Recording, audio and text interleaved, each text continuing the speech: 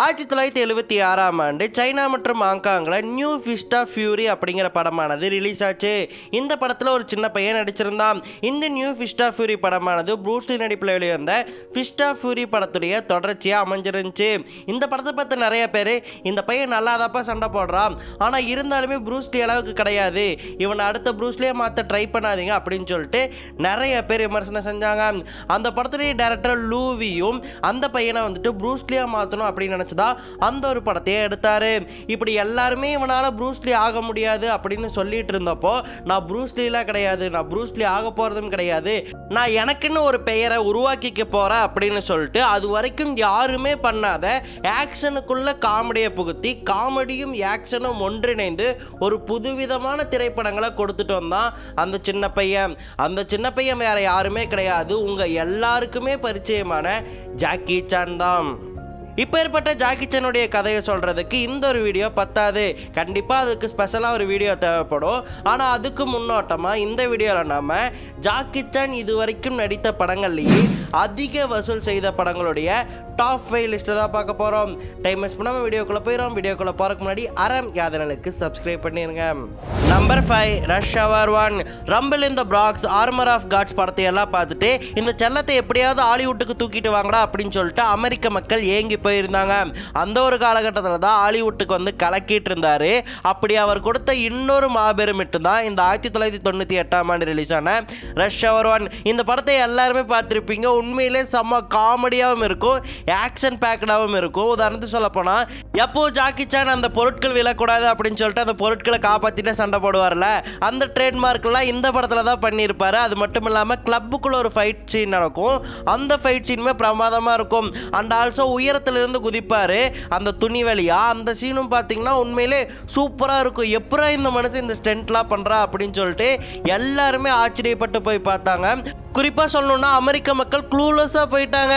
என்னடா நம்ம பாம்பு அடிக்கிறத பார்த்துருக்கோம், கார் சேஸ் எல்லாம் பார்த்துருக்கோம், இந்த மாதிரி ஹேண்ட் டு ஹேண்ட் காம்பேட் பண்ற மனுஷனை பார்த்ததே இல்லை அப்படின்னு சொல்லிட்டு ரொம்பவே ஆச்சரியப்பட்டு போயிட்டாங்க. அந்த அளவுக்கு அமெரிக்க மக்களை கட்டி போட்ட ஒரு படம்னா இந்த ரஷ் ஹவர் 1ன்னு சொல்லலாம். அதோட நிறைய காமெடியும் இருக்கும். அந்த ஐடி கார்டு வச்சு வரக்கூடிய ஒரு காமெடி, இது வேண்டாம். அப்புறம் ஃபர்ஸ்ட் டைம் ஜாக்கி சான் பேசுவாரு அந்த காமெடி. நானும் போலீஸ்காரன் தான், குற்றவாளி கிட்ட இருந்து எப்படி துப்பாக்கி வாங்குறதுன்னு சொல்லி கொடுத்துட்டு இருந்தேன். அதுக்கப்புறம் ஃபர்ஸ்ட் டைம் ஜாக்கி சான் வந்து பாட்டு பாடிட்டு இருப்பாரு அந்த ஒரு காமெடி.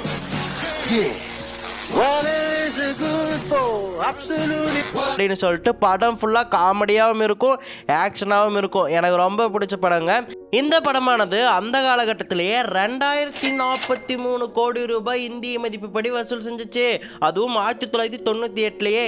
இந்த படம் மட்டும் அந்த ஐப்போட இப்ப ரிலீஸ் ஆயிருச்சுன்னு வச்சுக்கோங்களேன், கண்டிப்பா எல்லா பாக்ஸ் ஆஃபீஸ் ரெக்கார்டையுமே பீட் பண்ணிருக்கோம் அப்படின்னு சொல்லலாம். Number 4 kung fu yoga. இந்த லிஸ்ட்லயே நான் பார்க்காத ஒரு படம்னா இந்த படம் தான் சொல்லலாம். 2017ஆம் ஆண்டு இந்த ஒரு படம் ரிலீஸ் ஆச்சு. இந்த படமானது முழுக்க முழுக்க இந்தியாவில் நடக்கிற மாதிரியான கதையா இருக்கும். இந்த படத்துல வந்துட்டு ஜாக்கி சான் வந்து ஒரு ஆர்கியாலஜிஸ்டா இருப்பாரு. இந்தியாவுடைய ஒரு கலாச்சாரத்தை தேடி இந்த கதை வந்துட்டு நகரும். இந்த கதையில பாத்தீங்கன்னா சோனு சூத்லாம் நடிச்சிருப்பாரு. இந்த கதையானது இந்தியா மற்றும் சைனாவை பேஸ் பண்ணி அமைஞ்சதாலேயே இந்திய ரசிகர்கள் மற்றும் சைனா ரசிகர்கள் விரும்பி போய் இந்த ஒரு படத்தை பார்த்தாங்க. அதனாலே நிறைய வசூலையும் குவிச்சுச்சு. அந்த வகையில இந்த ஒரு படமானது 2152 கோடி ரூபாய் வசூலை குவிச்சுச்சு. ஆக்சுவலி இந்த படமானது ஒரு சுமாரான படம் தான் சொல்றாங்க. ஒருவேளை சூப்பரான படமா இருந்துச்சுன்னு வச்சுக்கோங்களேன், கண்டிப்பா இது 5000 கோடியை தாண்டியும் போயிருக்கும். Number 3 rush hour 3. 2007ஆம் ஆண்டு ரஷ் ஹவர் 2ஆம் பாகத்தின் தொடர்ச்சியா இந்த ரஷ் ஹவர் 3 ரிலீஸ் ஆச்சு. இந்த படத்தை பத்தி சொல்லணும்னா, இந்த படத்துல நீங்க எந்த சீனுக்கு போனாலும் நீங்க சிரிச்சுக்கிட்டே இருப்பீங்க. அந்த அளவுக்கு தொடர்ச்சியா காமெடி வந்துகிட்டே இருக்கும். உதாரணத்துக்கு சொல்லணும்னா, அந்த குங்ஃபு கிளப்புக்குள்ள போவாங்கல்ல, அப்போ ஒரு காமெடி சீன் வரும். நீ என்ன பிறந்து வளர்ந்தே போறதேடா? என்ன கேட்கல, உன்ன கேட்டேன். ஆமா யூனா நீ என்ன சொல்றேன்னு எனக்கு தெரியும், நீ யாரு? அதுக்கப்புறம் வந்துட்டு டாக்ஸிக்காரங்கிட்ட வந்துட்டு தேசிய கீதம் பாட சொல்லி ஒரு காமெடி சீன் வரும்.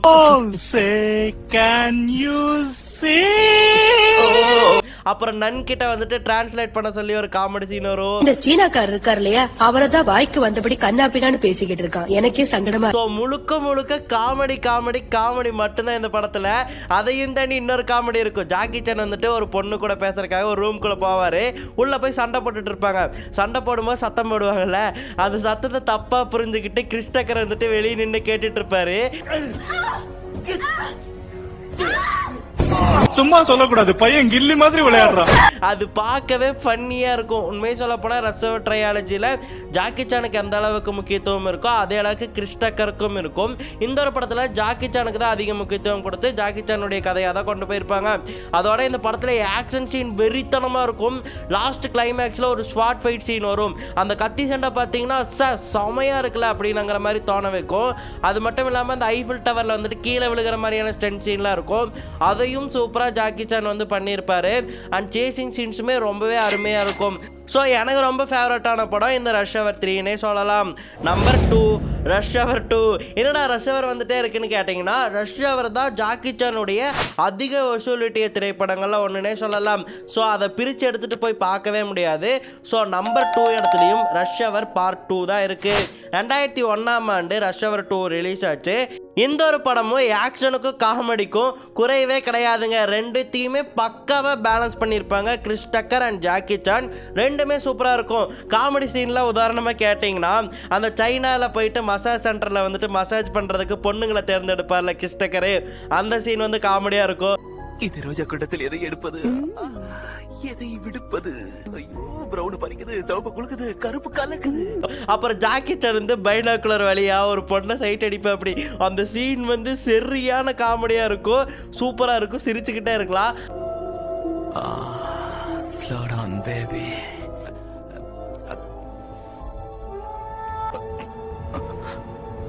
அதுக்கப்புறம் வந்துட்டு ஒரு பொம்பளை ரவுடி கேங் கிட்ட மாட்டிடுவாங்க. அவங்க தான் வில்லனோட லீடரு. அந்த மாதிரி மாட்டினதுக்கு அப்புறம் அங்க ஒரு காமெடி சீன் வரும். நான் இது வரைக்கும் எந்த பொம்பளைங்களை அடிக்கிறதுக்காக கை நீட்டதில்ல, ஆனா இனிமே நீட்டுவேன். என்னடி டேஞ்சா? ஸோ இது எல்லாமே நல்லா இருக்கும். அண்ட் ஃபைட் சீன் பற்றி சொல்லவே தேவையில்லை. அந்த பேம்பு ஃபைட் சீன் ஒன்று இருக்கும். பேம்பு கட்டைகள் மேலே அப்படியே ஏறி போயிட்டு வந்து சண்டை போடுவாங்க. அந்த சீன் வந்துட்டு சும்மா பக்காவாக இருக்கும். ஜாக்கி சான் வந்துட்டு ஒரிஜினலாக பண்ணியிருப்பாரு. ஆப்வியஸ்லி எல்லாமே ஒரிஜினலாக தான் பண்ணுவார். அந்த ஃபைட் சீன் நல்லாயிருக்கும். அண்ட் மசாஜ் பார்லரில் வந்துட்டு ஒரு ஃபைட் சீன் வரும். அந்த ஃபைட் சீனும் நல்லாயிருக்கும். கிளைமேக்ஸ் ஃபைட் சீனுமே சூப்பராக இருக்கும். நல்லா கொரியோகிராஃப் பண்ணியிருப்பாங்க. ஸோ பக்காவான படம். 98ல் ரஷ் ஹவர் 1 ரிலீஸ் ஆகிட்டு 2001 2 ரிலீஸ் ஆகிறப்போ இதுக்கு மிகப்பெரிய ஐப்பு இருந்துச்சு. நம்ம ஊரில் லியோக்கு இருந்த மாதிரி அந்த ஐப்பை கரெக்டாக பூர்த்தி பண்ணிச்சு இந்த ரஷ் ஹவர் 2. அதனாலேயே அதிகளவு வசூலையும் இட்டுச்சு. கிட்டத்தட்ட 2900 கோடி ரூபாய் வசூலை ஈட்டுச்சு இந்த ஒரு திரைப்படம். அதனாலே ரஷ் ஹவர் ட்ரையாலஜிலேயே அதிக வசூலை ஈட்டிய படமா ரஷ் ஹவர் 2 இருக்கு. Number 1 karate kid. ஜாக்கி சானுடைய படங்கள்லேயே அதிக வசூலை ஈட்டிய ஒரு படம் அப்படிங்கிற சாதனையை கராத்தே கிட் தாங்க வச்சிருக்கு. இந்திய ரூபாய் மதிப்புப்படி 2998 கோடி ரூபாயை இந்த ஒரு திரைப்படம் வசூலிச்சிருக்கு. 2010லேயே 3000 கோடிக்கு 2 கோடி தான் கம்மி. அந்த அளவுக்கு மிகப்பெரிய வசூலை இந்த கராத்தே கிட் ஈட்டுச்சு. இந்த கராத்தே கிட்ல என்ன ஸ்பெஷாலிட்டின்னு கேட்டிங்கன்னா, மற்ற படத்துலலாம் ஜாக்கி சான் பார்த்தீங்கன்னா சண்டை காட்சிகளை துருத்துருன்னு இருப்பார், லைட்டாக சீரியஸாக இருப்பார், காமெடியும் பண்ணுவார். பட் இந்த ஒரு கராத்தே கிட் படத்தில் மட்டும் மெச்சூர்டான ஆக்டிங்கை வந்து பர்ஃபெக்டாக வெளிப்படுத்தியிருப்பார் ஜாக்கி சான். அதனாலே இந்த ஒரு படமானது எனக்கு ரொம்பவே பிடிச்சிருந்துச்சு. ஏன்னா அவருடைய பையனை இழந்துட்டேன் அப்படின்னு சொல்லிட்டு அவர் அழுவார் ஜாடன் ஸ்மித் கிட்ட. அந்த சீன்ல உண்மையிலேயே உனக்கு கண்ணீர் வருமாயா அப்படின்னு சொல்லிட்டு நம்மளை கேட்க வைக்கிற மாதிரி இருந்துச்சு. அந்த அளவுக்கு நடிப்பை வெளிப்படுத்திய ஒரு திரைப்படம்னா இந்த கராத்தே கிட் தான். இந்த ஒரு படத்துல ஜாக்கி சான் ஜாடன் ஸ்மித்துக்கு சொல்லக்கூடிய அட்வைஸ் எல்லாமே நமக்குமே பொருந்தும். உதாரணத்துக்கு ஒரு டைலாக் சொல்லியிருப்பாரு, அமைதியா இருக்கிறக்கும் ஒன்றும் பண்ணாம இருக்கிறக்கும் வித்தியாசம் இருக்கு அப்படின்னு சொல்லிட்டு ஒரு டைலாக் சொல்லியிருப்பாரு. அமைதியா நிக்கிறதுக்கும் எதுவும் பண்ணாம நிக்கிறதுக்கும் ரொம்ப நிறைய வித்தியாசங்கள் இருக்கு. மாசான டைலாக்குங்க. அந்த மாதிரியான ஒரு வாழ்க்கை தத்துவத்தை நான் கேட்டதே கிடையாது. அதுவும் ஜாக்கி சான் வாயிலிருந்து வரும்போது உண்மையிலே அந்த டைலாக்குடைய உண்மையான அர்த்தம் வந்துட்டு நம்ம கண்ணுக்கே தெரியுதுன்னு சொல்லலாம். ஸோ ஆக்டிங்கை வெளிப்படுத்தினதாலேயே இந்த கராத்தே கிட் ஆனது 2998 கோடி ரூபாய் வசூலை ஈட்டியிருக்கு. சரி, ஓகே மக்களே, இந்த ஒரு வீடியோவில் ஜாக்கி சானுடைய சில படங்களை பற்றி மட்டும்தான் பேசணும். இருந்தாலுமே அதுவே நாஸ்டாலஜிக்காக இருந்துச்சு. இதுவே எல்லா படத்தை பற்றியும் ஜாக்கி சான் பற்றியும் பேசினா எவ்வளவு நாஸ்டாலஜிக்காக இருக்கும். சரி, ஓகே மக்களே, உங்களுக்கு ஜாக்கி சான் திரைப்படங்கள்லயே எந்த ஒரு படம் ரொம்ப பிடிக்கும் அப்படிங்கிறத மறக்காம கமெண்ட்ல சொல்லிட்டு போங்க. நான் உங்களை அடுத்த வீடியோவில் பார்க்குறேன். அடுத்த வீடியோவில் ஜாக்கி சானுடைய வரலாறை பார்ப்போம். இந்த வீடியோவுக்கு வரக்கூடிய சப்போர்ட்டை பொறுத்து ஜாக்கி சானுடைய வரலாறை நம்ம வந்துட்டு அடுத்த ஒரு வீடியோவில் பார்ப்போம்.